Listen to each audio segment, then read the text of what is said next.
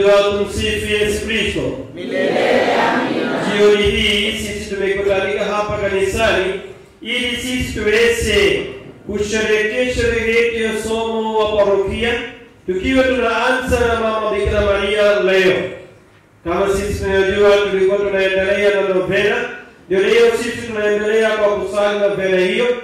Na leo sisi tunajua siku yenyewe ni ya sikukuu ya Mama Bikira Maria, ambaye ni aliyeenda kwa kumtembelea Elizabeth.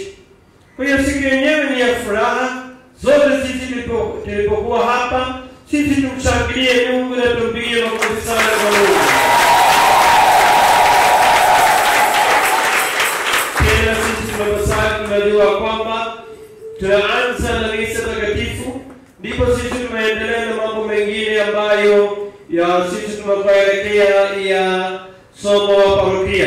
Kwa hiyo kabla ya kuanza chochote, kama sisi tunajua, sisi tunatakiwa kuweka safi mioyo yetu ili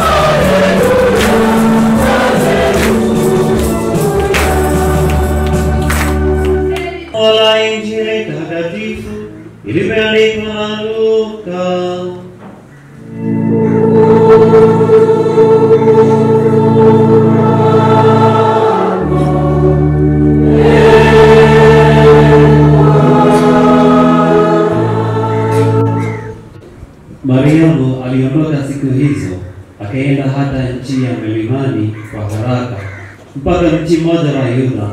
Akaingia nyumbani kwa Zakaria, akamwamkia Elisabeti. Ikawa Elisabeti aliposikia kule kuamkia kwake Mariamu, kitoto kichanga kikaruka ndani ya tumbo lake. Elisabeti akajazwa Roho Mtakatifu, akapasa sauti kwa nguvu, akasema, umebarikiwa wewe katika wanawake, naye mzao wa tumbo lako amebarikiwa. Limenitokeaje neno hili, hata mama wa Bwana wangu anijilie mimi? Maana sauti ya kuamkia kwako ilipoingia masikioni mwangu, kitoto kichanga kikaruka kwa shangwe ndani ya tumbo langu. Naye heri aliyesadiki, kwa maana yatatimizwa aliyoambiwa na Bwana. Mariamu akasema, moyo wangu wamwadhimisha Bwana, na roho yangu imemfurahia Mungu Mwokozi wangu, kwa kuwa ameutazama unyonge wa mjakazi wake.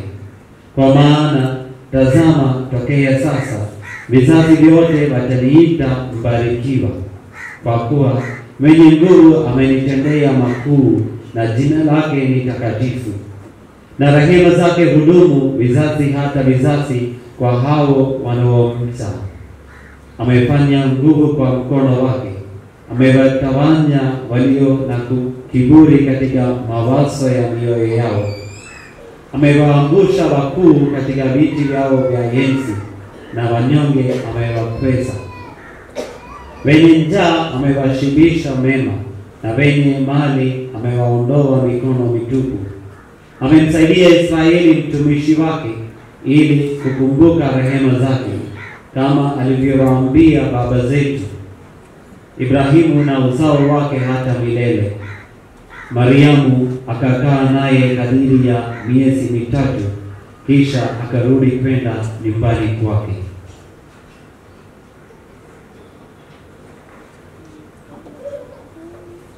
Neno la Bwana.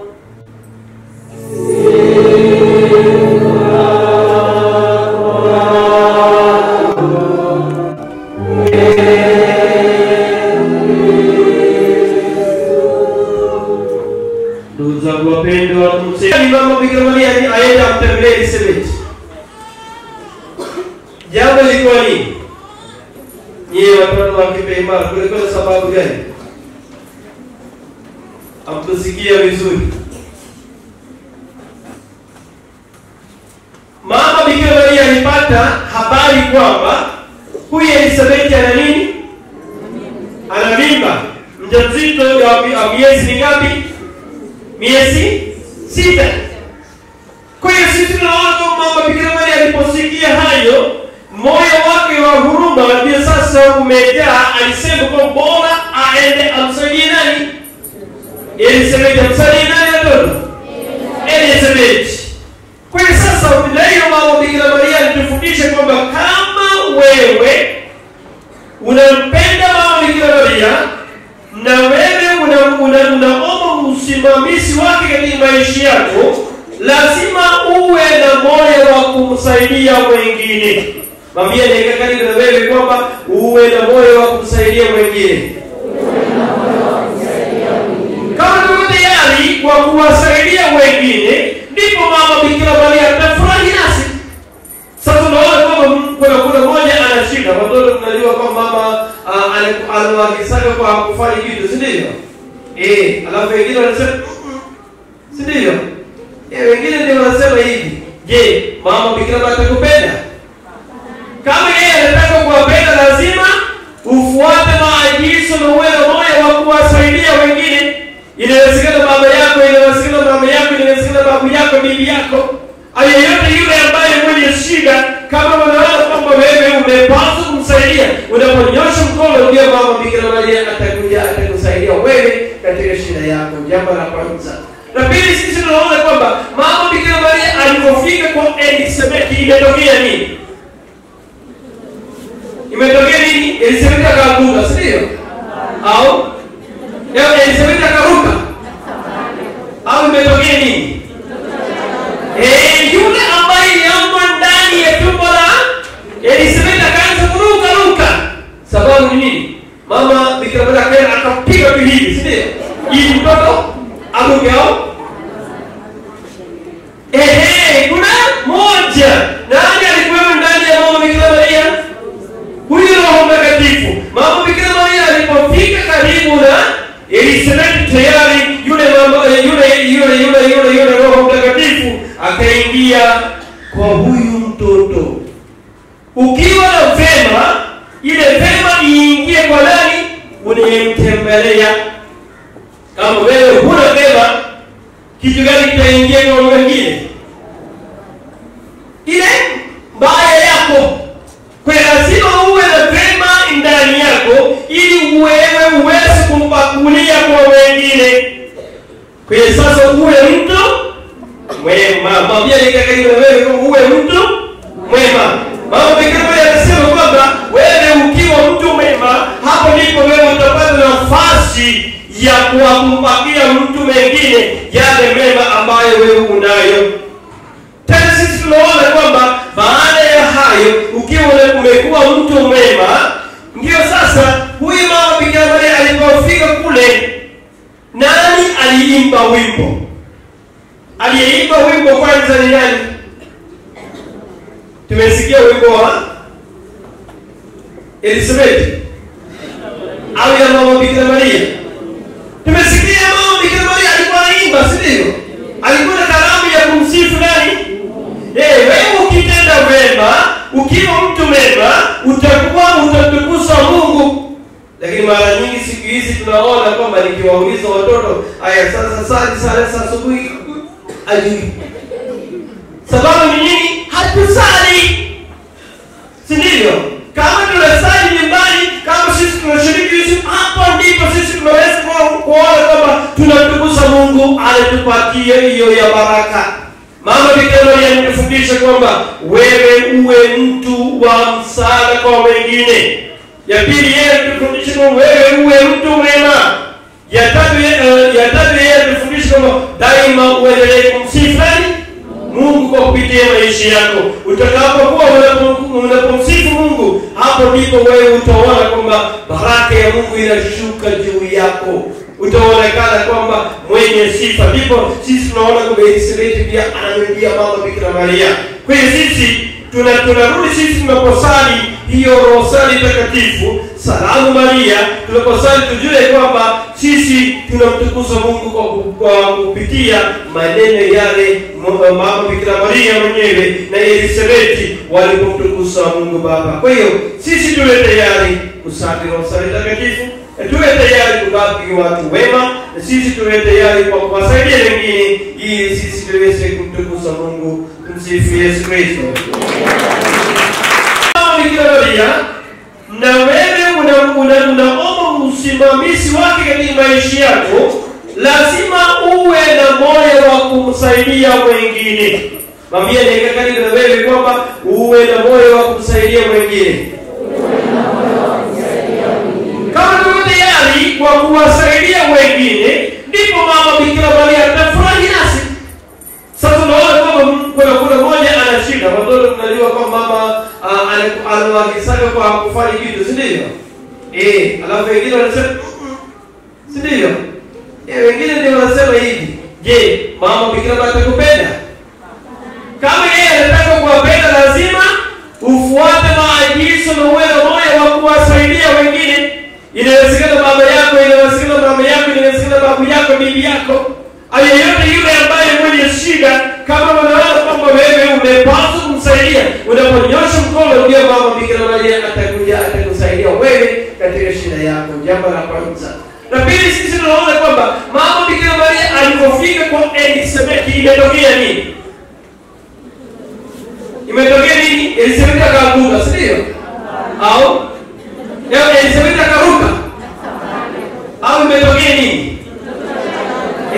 Yule ambaye yuko ndani ya tumbo la Elisabeti akaanza kuruka. Sababu ni nini? Mama Bikira Maria akapiga bibi, si ndio? Ili mtoto aruke au? Kuna moja. Nani alikuwa ndani ya Mama Bikira Maria?